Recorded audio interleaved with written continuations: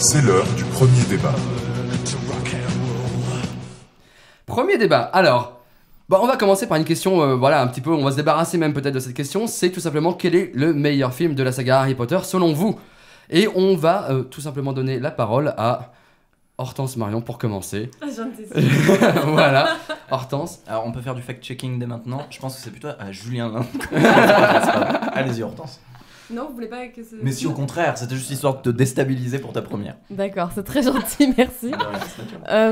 Alors du coup, j'aurais une bonne transition par rapport à ton jingle, puisque je pense que tu... Je sais pas si c'était un hasard, mais il me semble que c'est la chanson du bal.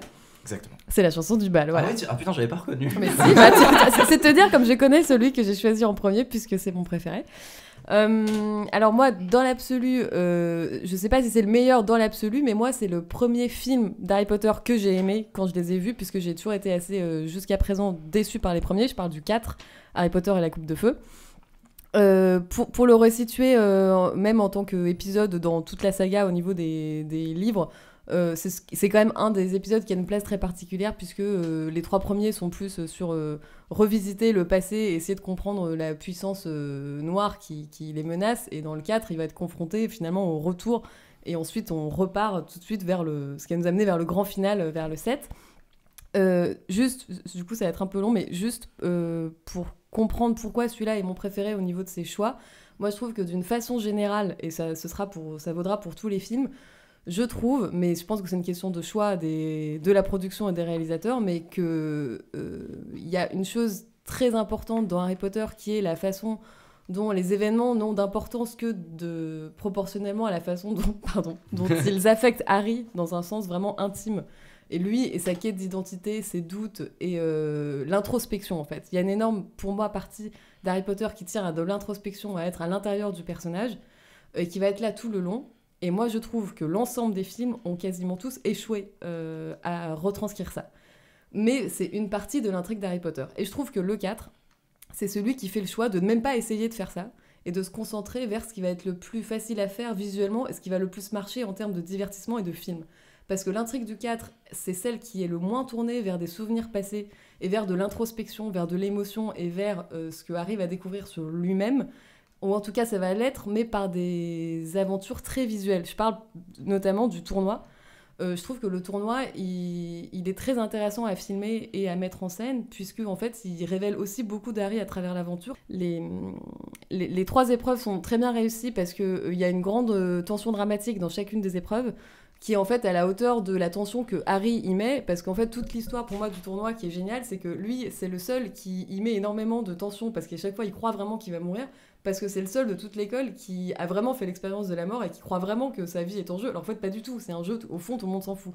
Et donc il y a une grande tension dramatique, je trouve, dans toutes les épreuves. Je trouve qu'il y a des choix qui ont été faits de mettre de côté tout ce qui de toute façon n'était pas possible de faire en film, c'est-à-dire toute l'histoire de David Tennant. Finalement on s'en fout un peu complètement, ils l'ont complètement mis de côté, et de toute façon c'était pas possible de le faire. Donc pour résumer, je trouve qu'ils ont fait des choix de se centrer sur ce qui était le plus facile à faire visuellement, c'est-à-dire le bal, les épreuves, le retour de Voldemort à la fin, que moi je trouve plutôt réussi dans le cimetière et tout ça. Moi je trouve que son arrivée est bien, enfin elle m'a pas déçue, et je la trouve vraiment à la hauteur. Donc, tout ce qui était visuel, je trouve que c'est bien passé. Voilà. J'ai pas du tout dit tout ce que je voulais dire, Non mais c'est normal, t'es tellement passionné qu'il y a beaucoup de choses encore à dire. C'est celui vraiment que je l'aime beaucoup. Et vous le détestez tous pour une raison qui vraiment m'échappe. On va passer du coup à Julien maintenant pour défendre. D'accord, moi j'avais le prisonnier d'Azkaban, mais là je sais même plus si c'est le meilleur ou pas. Oh c'est mignon. Non, c'est pas vrai, c'est évidemment le meilleur. Quel humour. Donc du coup, déjà, Le prisonnier d'Azkaban, c'est le seul film qui est réalisé par un grand réalisateur, qui est Alfonso Cuarón. Sympa pour les autres. Oui, non. Chris Columbus, Mike Newell et David Yates sont pas spécialement des grands réalisateurs. Est-ce que tu peux répéter le nom du dernier réalisateur? Ça m'a beaucoup plu. David Yates.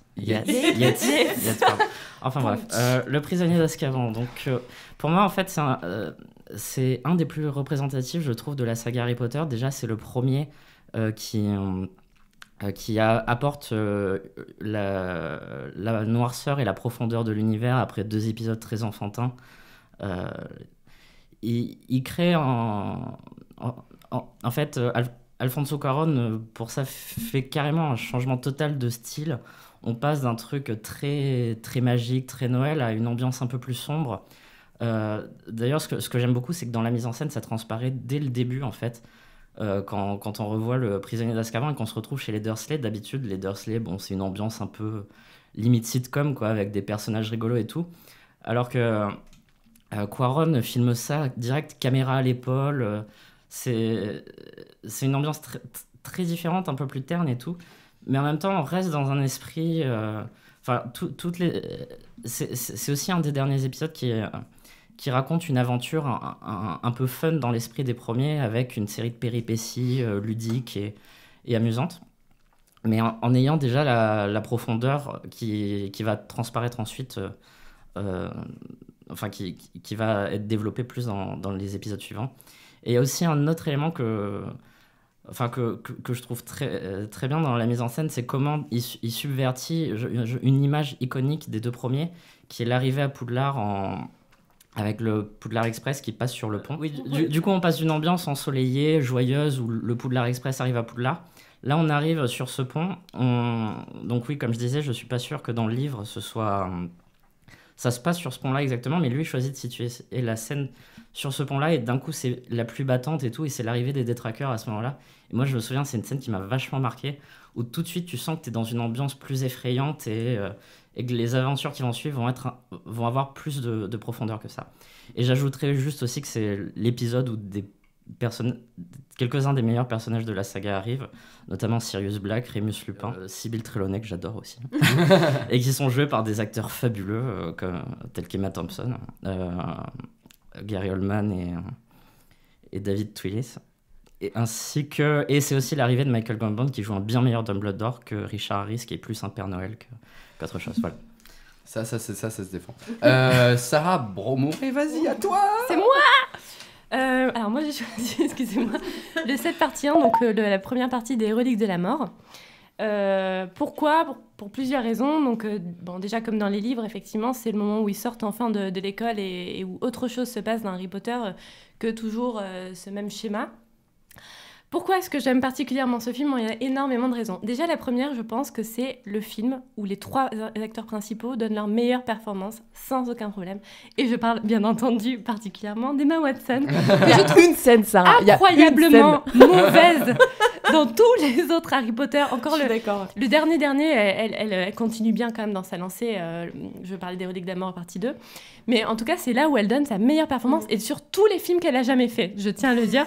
Préciser. Et je reviendrai sur Emma Watson un autre moment dans le débat, mais il faut que je puisse dire ça au monde. Mais même, je trouve même que Daniel Radcliffe est assez bon, justement, et Rupert Grint aussi, qui est toujours pas trop mal, de toute manière. Et en plus, ce qui est pas mal dans ce film-là, c'est que, comme ils se retrouvent un peu coupés du reste du monde, tous les 3, c'est vraiment centré sur leur relation entre eux. Donc du coup, il y a un problème entre Harry et Ron, et les émotions sont exacerbées, il y a des moments ultra intenses d'amitié, etc. Comme on n'a jamais vu dans les autres films Harry Potter, vraiment. Il y a aussi le côté qu'en fait, c'est un film où ils sont tout le temps en fuite, donc c'est toujours en mouvement perpétuel, constant, donc on s'ennuie jamais. C'est du coup très bien rythmé, je trouve, de ce point de vue-là. Qu'est-ce que je pourrais rajouter d'autre ? Il y a tellement de choses extraordinaires. Excusez-moi, je reprends un petit peu mes notes. 2 secondes. Oui, en plus, ils se retrouvent donc sans aucune autorité, puisqu'ils se retrouvent sans professeur. Ils ne sont plus du tout dans une école. Donc, il n'y a plus ce petit cocon, ce confort qu'ils ont d'habitude. Là, ils doivent vraiment se dépasser. T'es quand même obligé de parler de la scène de la danse, quoi. Et la scène de la danse est extraordinaire. Mais moi, j'adore. Donc là, c'est Hermione qui invite donc Harry à danser parce qu'ils sont tous les deux désespérés au possible. C'est Harry qui invite Hermione à danser. Ah pardon, excuse-moi. Oui, c'est vrai, tout à fait. Désolée, non, mais allez-y, un point en moins. Non, et sur une musique donc de Nick Cave, c'est ça, chérie ? Oui, c'est ça. Ah, mais oui. Et du coup, et c'est une scène à la fois qui est très maladroite et qui pourrait être très drôle et contre les acteurs, mais en fait pas du tout. C'est très touchant. Il y a quelque chose qui se passe, quelque chose de magique pour le coup. Et on ne sait pas pourquoi ça fonctionne, mais ça fonctionne. Ça arrive pile au bon moment dans le film, et c'est là, et vraiment. voilà, donc... Ok. Alors, bah écoutez, oui, maintenant que vous avez tous un peu exposé vos points de vue, est-ce que vous avez envie d'exploser les Complètement. points de vue des autres? Pas mal, hein, t'as vu ça? Exploser.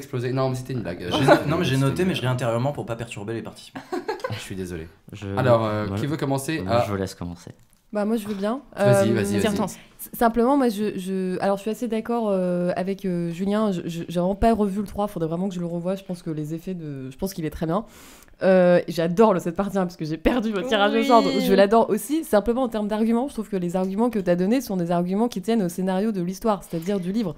Nous là on parle d'adaptation, c'est-à-dire quels choix ont été faits par rapport à cette histoire pour... Quoi? Je suis pas à l'écran, on s'en fout, je n'existe pas. Ne faites pas attention. Ah non, mais par exemple, la danse, c'est quelque chose qui est pas dans le livre et qui retranscrit très bien la grande complicité qu'ils ont à ce moment-là, qui les lie, et où ils sont tellement proches qu'on pourrait se demander d'ailleurs si, et puis en fait non. Il y a eu toujours ce problème dans les films, de toute façon, de se demander. Moi, il y a un moment donné, je croyais que Harry et Hermione allaient finir ensemble, hein, à cause des films. Ce sera dans un prochain débat. Laissez-moi dire. Je l'ai prévu.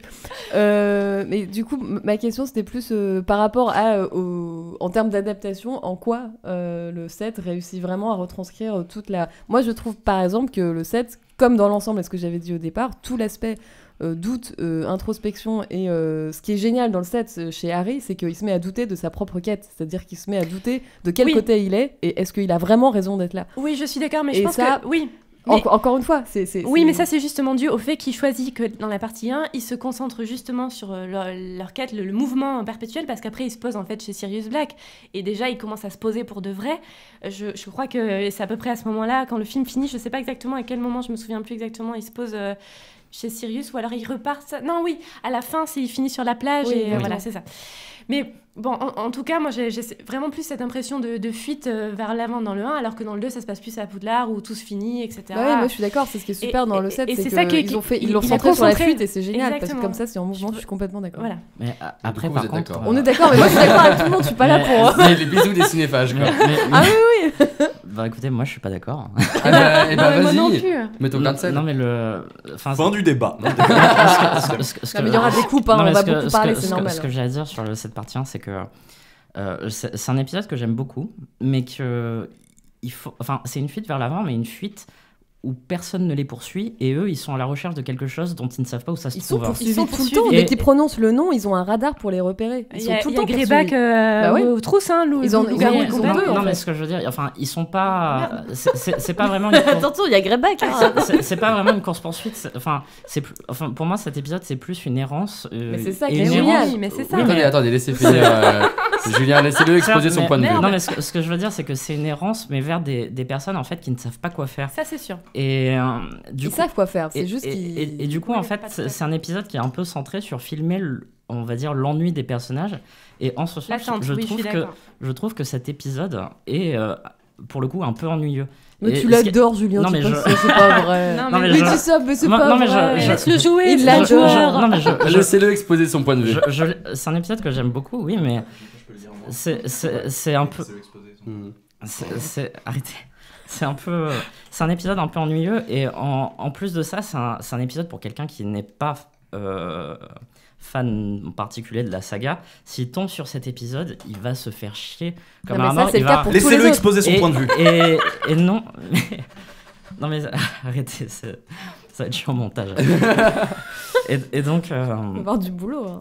Et donc, ce que je veux dire, ce qui n'est pas le cas du troisième. Le troisième, d'ailleurs, est un des rares épisodes qu'on peut voir tout seul, étant donné que c'est c'est un des seuls épisodes qui ne se termine pas par une confrontation avec Voldemort, qui n'a pas Voldemort comme antagoniste.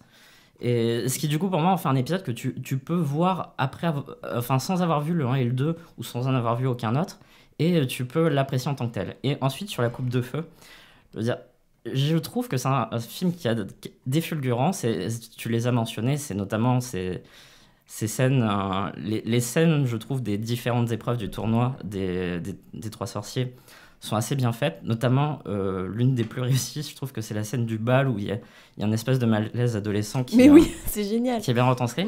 Mais tout ce qui lie ces scènes-là est absolument atroce. Genre l'introduction du film, elle c'est la Coupe du Monde de Quidditch qui est c'est parce qu'il y a plein de choses. C'est justement, c'est parce qu'il y a des choix en fait. Oui, c'est-à-dire que tu vois, par exemple, le 7, c'est fait en 2 films parce qu'il y a trop de. Oui, mais c'est extrêmement dense. Mais du coup, rien pour la peine, ça ne peut pas en faire un meilleur film parce que c'est pas un film qui tient.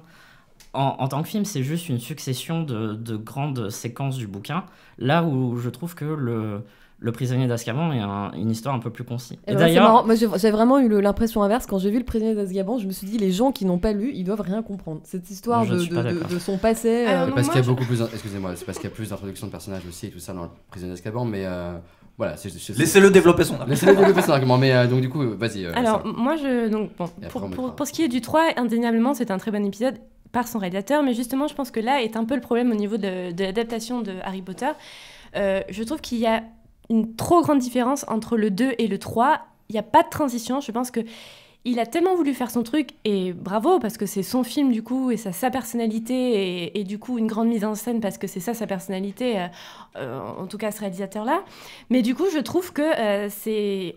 Waouh, tu te prends un mur dans la gueule d'un coup, et tu sors de ton petit Noël, Chris Columbus et compagnie, Home Alone, compagnie, et là, tu te retrouves dans un truc ultra noir, et qui a une énorme personnalité visuelle, en fait. Et je trouve que, du coup, il aurait dû s'effacer un petit peu plus, pour laisser l'univers d'Harry Potter un peu plus présent, parce que je trouve que du coup, par certainement un peu orgueil et parce qu'il était là, parce qu'il avait envie de faire son truc, c'était son film, je trouve que du coup on perd un peu de l'univers Harry Potter dans le 3, et je trouve que même ça en devient presque un film de science-fiction avec cette histoire de retourneur de temps, où on est presque dans un épisode de Doctor Who, bien meilleur bien entendu, mais ce que je veux dire par là, c'est qu'on est un peu moins dans l'univers d'Harry Potter, parce que dans le 3 tout ne tourne pas autour du retourneur de temps, une grosse partie bien entendu, mais là tout se concentre autour de ça. Le 4 en fait c'était très rapide, je trouvais que justement le 4 avait énormément de problèmes, et le rythme en particulier, je trouve qu'il est très très très chiant à voir, et c'est dommage parce que c'est le bouquin que je préfère. Oui. Et je trouve que justement tout le côté étapes, différentes étapes du concours et tout, ça passe complètement à la trappe. Moi je ressens rien dans ce film. En plus, un exemple particulier, quand il est sur le pont avec Hermione et qu'il fait le pire sourire que j'ai jamais vu de toute performance d'acteur, toute confondue, avec une espèce de renard sur la tête, parce qu'il a la pire aussi de toutes les coupes de cheveux au monde, de tous les Harry Potter. Non, là, il y a un vrai souci, et tout le monde est complètement laissé au niveau de sa performance. Emma Watson n'a jamais été aussi mauvaise, alors qu'elle est très, très, très mauvaise. Mais alors là, on y va, quoi. C'est les guignols et compagnie. Non, vraiment, je trouve qu'en termes d'adaptation et en plus d'acteurs, c'est pas possible du tout, quoi. Ouais. Moi, c'est marrant, c'est la première fois que je l'ai trouvé bien dirigé, et je trouve qu'il y a beaucoup d'humour. C'est un réalisateur de comédie romantique, et moi, je sais qu'il y a beaucoup de passages qui me faisaient beaucoup rire. Et je trouve que Daniel Radcliffe est très bon quand il est dans un registre léger et drôle. On le sait aujourd'hui, et c'est comme ça qu'il fait de mieux. Et je trouve que là, c'est un film qui assume son côté aventure, divertissement, romantique. C'est pas une comédie, quoi. C'est pas une comédie, Harry Potter. Non, c'est pas une comédie, mais les livres sont hilarants quand même. Ça, c'est comme quelque chose qu'il faut rappeler. C'est quand même toujours présent, c'est toujours drôle. Oui, mais là, c'est plus une comédie qu'autre chose. Il y a même le côté aventure, on n'a rien à foutre des films, de l'action dans le film, quoi. Ah, mais moi, vous aimez pas le passage de la fin, le final dans le cimetière? C'est le seul truc qui est bien, c'est quand même bien la mort de Diggory. Bah oui, quand il est ramené. Mais je suis même pas d'accord. C'est très émouvant. C'est quand je suis pas d'accord. Le meilleur moment, c'est quand il ramène Diggory. Le moment quand il ramène Diggory, c'est poignant, ça. Oui, quand il ramène Diggory, mais quand Diggory se fait tuer en faisant un salto arrière, c'est. Oui, ça c'est l'horreur. Et moi, j'aime beaucoup le passage juste avant, quand ils courent tous les deux pour attraper le trophée, parce que je trouve que c'est un passage où on voit beaucoup le fait que c'est la première fois dans la saga où Harry fait quelque chose par ego, où c'est pas du tout pour sauver sa vie ou pour sauver les autres. En fait, à un moment donné, il a une seconde où il se dit en fait, j'ai envie de gagner juste pour moi. Et juste par ego, et il a une grande rivalité quand même avec ce mec, il se dit quand même j'aimerais bien me le faire. C'est la faute du labyrinthe. Et le moment, non mais il y a le moment où ils se retrouvent tous les deux devant le trophée, ils courent et s'arrachent leur t-shirt, et là il y a une grande tension dramatique à ce moment-là. Ouais, on comprend pourquoi ça t'a plu. Enfin voilà, on se comprend pas du tout, mais c'est pas grave, je respecte complètement votre point de vue. La coupe de feu a quand même la scène de fin la plus ridicule de la saga, où après tous ces événements, t'as Harry, Ron et Hermione sur un pont, et t'as Hermione qui sort un truc du genre ah là là, est-ce qu'on va avoir une année tranquille à Poudlard un jour? Pardon, il y a juste un enfant qui est mort et Voldemort qui est de retour, quoi. Si je peux me permettre, c'est là où ils explosent un peu de rire, genre oui, avec totalement. Totalement, ça pourrait presque se finir avec un freeze frame où ils sont en train de sauter en l'air, genre à l'année prochaine, les amis. Comme le prisonnier d'Azkaban. Voilà, c'est ce que j'allais dire. Ça finit sur un arrêt sur image. C'est pas vrai. Ah si. Ah bon? Sur son truc de feu là, Son abus. Ouais, non, Oui, mais c'est Bah mérité non, dans son le éclair prisonnier de feu. d'Azkaban. L'éclair de feu, pardon. Oui. J'ai rien à dire. Et pour répondre à ce que disait Sarah sur le prisonnier d'Azkaban, Oui, après, on c'est- clôturera le débat. comme je disais, c'est très vite, comme je disais, c'est un épisode, je trouve qu'au contraire, il fait bien la transition avec les précédents parce qu'il subvertit justement, comme je le disais tout à l'heure, des images iconiques du précédent. Et en plus de ça, c'est un épisode qui est quand même assez fun, avec une intrigue cool et un climax qui est genre, on dirait Retour vers le futur 2, quoi. Ça peut pas être... Justement. Oui, mais c'est... Non, mais tant mieux si tu fais de la Bon. mise en scène, c'est bien. Fin du débat. Bon, fin du débat. Ouais, non, vous avez bien défendu, je trouve, vos films respectifs, parce Un que peu du trop coup, longtemps. j'ai commencé à douter. Moi, je dois avouer que personnellement, j'aime aussi beaucoup le 3. Mais Ces à un moment 30 donné, minutes tu sont m'as fait passées très vraiment vite. beaucoup considérer le 4. Et je dois avouer que le seul partie 1, c'est pas loin d'être aussi celui que j'aime bien après. Donc c'est quand même assez compliqué, parce que vous avez quand même pris des... Je reste quand même... effectivement, ils m'ont rappelé certaines choses du 4 que j'avais oubliées et qui sont effectivement bien honteuses. C'est vrai. Et pour te répondre, à mon avis, je trouve qu'au niveau de l'adaptation, c'est certainement le plus... sans prise de risque. Et pourtant, il y a les Yates qui suivent après, hein, où il n'y a pas énormément de prise de risque non plus. Et je trouve qu'au contraire, parfois, ouais, ça va presque à l'encontre de ce qu'on attendrait d'une adaptation d'Harry Potter. Donc je suis finalement pas d'accord, mais je trouve que tu l'as quand même bien défendu. Voilà, ça c'est pour pas que tu pleures. Après, j'avoue que... ce que j'aime bien dans le 7 partie 1, et c'est vrai que tu l'avais mentionné, c'est qu'il y a un petit côté errance, il y a un petit côté justement... Road movie. road movie qui coupe complètement avec le reste des autres films Harry Potter. Et c'est vrai que rien qu'en ça peut vraiment en faire un épisode qui se tient à part entière. Mais je vais quand même prendre le 3 parce que quand Julien en parlait, j'avais les images qui revenaient. Et c'est vrai que par rapport à ça, rien que la réalisation, par rapport... moi, c'est aussi le changement tonal, effectivement, qui est vraiment, je trouve, bien et qui augure bien aussi de la suite des épisodes. C'est aussi là où l'univers s'étend un peu plus, où on apprend plus des choses sur les parents de Harry et tout ça. Et donc, du coup, il y a une ouverture et je trouve que le film, du coup, rend le truc aussi assez épique par rapport à ça. Je trouve que l'ouverture dans les livres est bien retranscrite à l'écran et je trouve que c'est un des rares points où le film et les livres arrivent à faire la même chose en fait par rapport au spectateur et à l'auditeur. Je sais pas si j'ai tort ou pas, mais c'est mon opinion. On est sur RMC. Non. Dans les yeux, s'il vous plaît. Est-ce que tu peux, du coup, est-ce que tu as le droit de... Donc le gagnant est donc... Non, mais est-ce que tu as des trucs à dire par rapport moi à ça? Oui. Alors juste un tout petit peu de fact-checking. À la fin de Harry Potter 7.1, ils finissent chez Xenophilius Lovegood et non pas chez Sirius Black. Non, Non, j'avais ils dit sont- à ah la non, plage, ils sont avec réfugiés Dobby. à la plage. Alors Julien, tu coupes tout Chez ça. un gobelin. Chez Ils sont Fleur. chez un gobelin. Ils sont chez Chez Fleur. Fleur. Oui. Ils ont un et gobelin le- avec eux. Alors j'ai un autre fact-checking. D'après une étude scientifique très sérieuse, Harry Potter 4 est considéré comme une énorme merde. J'ai quand même perdu au tirage au sort, est-ce qu'on peut quand même le rappeler? Non, et puis tu Oui, t'es c'est bien, vrai, tu t'es c'est bien vrai, défendu franchement, avec un film qui est c'est pas vrai. facile à défendre. Et il y a vraiment Ouais, la première fois j'avoue. où tu as commencé à parler, je me suis dit, elle a pas tort, remarque, et si, et Et si. si. Du coup, le gagnant est Julien Lin. Victoire de Julien. Eh mais attends, c'est pas un peu de musique?